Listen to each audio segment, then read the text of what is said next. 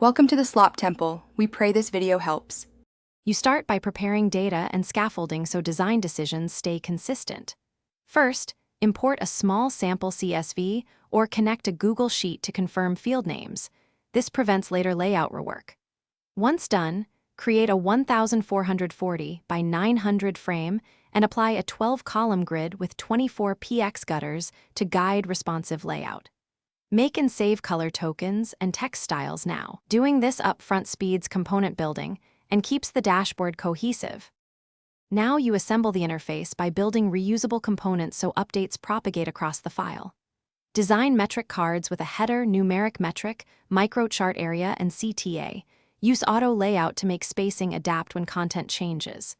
Once components are ready, create variants for states like loading, error, and selected. This simplifies prototyping. Then wire filters, toggles, and pagination in the prototype panel so you can test flows.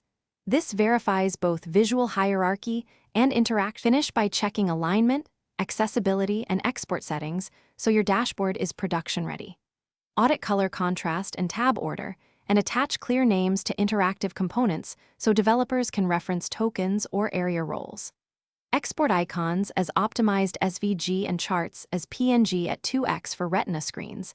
Include a labeled design spec. If bound data shows wrong values, first validate field keys and row types, then refresh the connection or re-import the CSV.